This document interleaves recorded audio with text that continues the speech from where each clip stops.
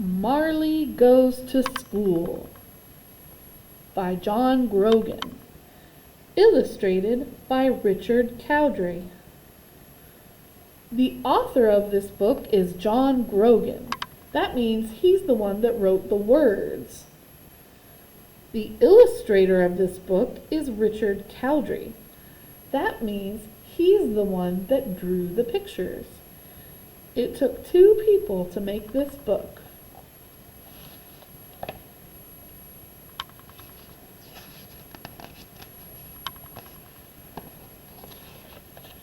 Marley Goes to School.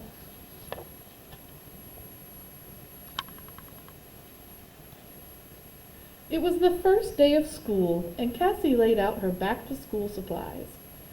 Pencils? Check. Crayons? Check. Ruler? Check. Paper? Check. Marley was all set for the big day, too. By the front door he laid out his supplies. Chewbone? Arf. Squeaky toy? Woof. Liver treats? Ruff. Favorite blanket? Ow! Baby Louie crawled around the corner. "Waddy go school too?" he exclaimed. Mommy looked at Marley thumping his tail by the front door. "I don't think so, big guy," she said. "I definitely don't think so," added Daddy. "You silly dog," Cassie said, patting Marley on his big blocky head. "School's for kids, not dogs."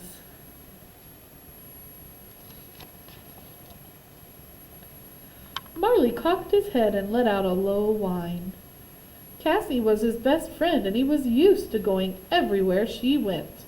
To the park, to the playground, to Grandma's house, even to bed.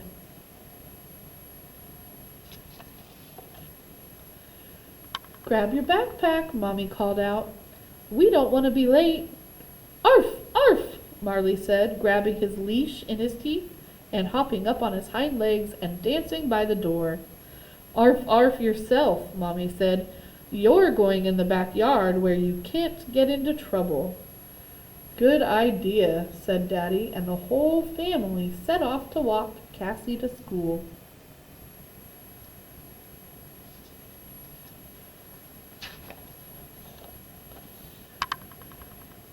Marley did not stay in the backyard for long.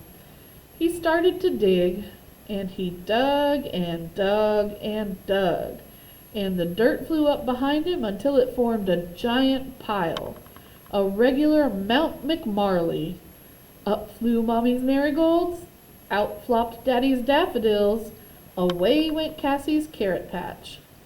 Soon he had cleared a nice cozy tunnel under the backyard fence.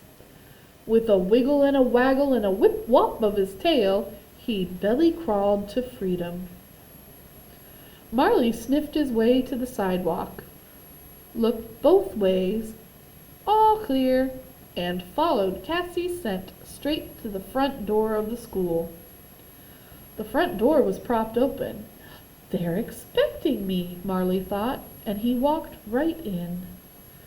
Down the hallway he trotted, stopping in each room in search of his beloved Cassie.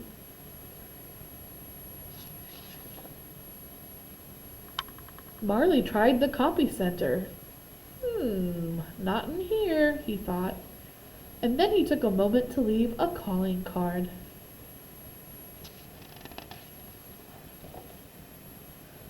He tried the cafeteria where the cooks were busy making lunch. He did not find Cassie, but Marley found the next best thing, a heaping pile of juicy hot dogs. "Well, I don't mind if I do." "Hey, you're not supposed to be in here," one of the lunch ladies yelled. "Shoo! Go home." "Burp," answered Marley. And he trotted over to music class, where the orchestra was warming up. She's not here either, thought Marley, and then he joined the band for a song.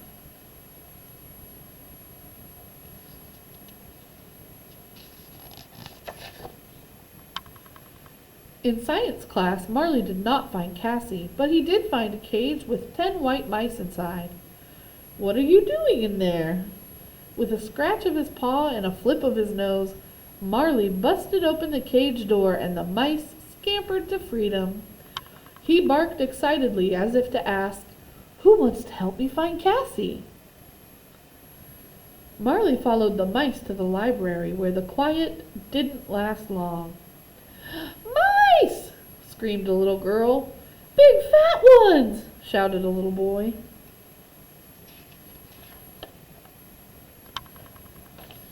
Marley raced to the gymnasium, where he suddenly forgot all about Cassie. When that dog saw a ball, he could think only of one thing. "Catch me if you can!" "Hey!" yelled the teacher. "Hey!" yelled the kids. "Come back with our ball!" But Marley did not come back. He streaked down the hall, skidded around the corner, did a somersault, and slid right into Mrs. Weatherby's math class. Mrs. Weatherby peered through her thick glasses as she wrote on the chalkboard. "Oh my," she announced. "We've just received a report of a wild animal on the loose in our school.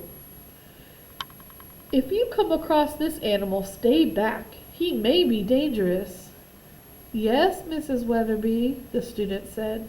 "Has anyone seen him?" "No, Mrs. Weatherby," the student said. But they had seen him.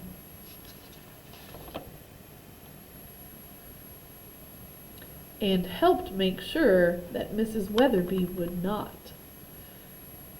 Do you see Marley? I see Marley right there. But do you see Marley on this page? He's hiding. When the bell rang, Marley's ears perked up. Outside, he heard the happy shrieks of children playing.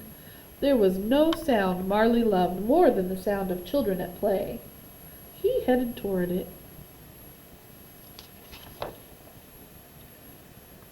"Not so fast, buddy boy!" The voice came from behind him. Gulp! It was Principal Peabody.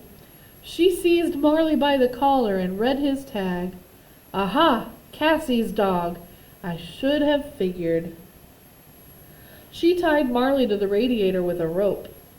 "Face the corner," she said. "I'm calling your parents." But when Principal Peabody returned 2 minutes later, all she found was half a rope wet with dog drool. "Drat," she said. What do you think Marley did? Why do you think that rope was half a rope and wet with dog drool? Where do you think the other half went? Where did Marley go?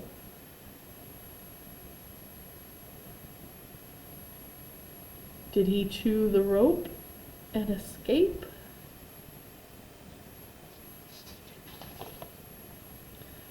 "There he goes!" shouted Vice Principal Tanner. "He's heading to the playground."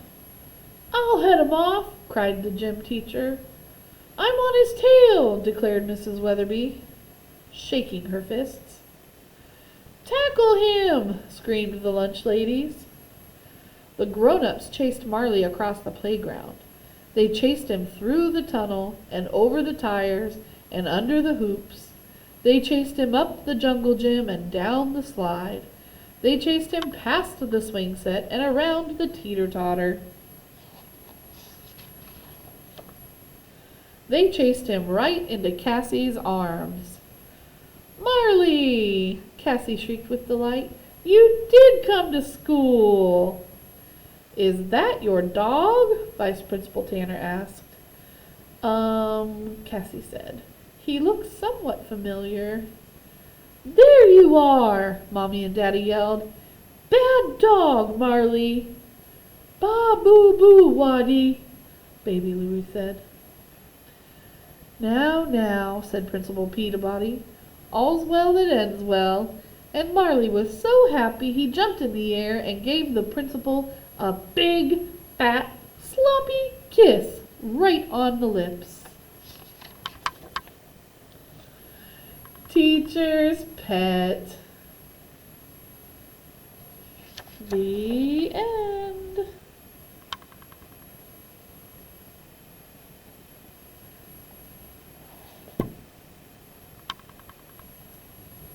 There's a picture of the author of the book, John Grogan, and that's his dog, Gracie.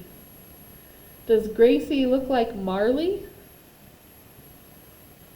Do you think maybe John Grogan used his dog Gracie to write this story about Marley? Or maybe John Grogan had a dog before Gracie whose name was Marley. How can we find out the answers to this question? We could go on Google and search John Grogan to learn more about the books that he writes.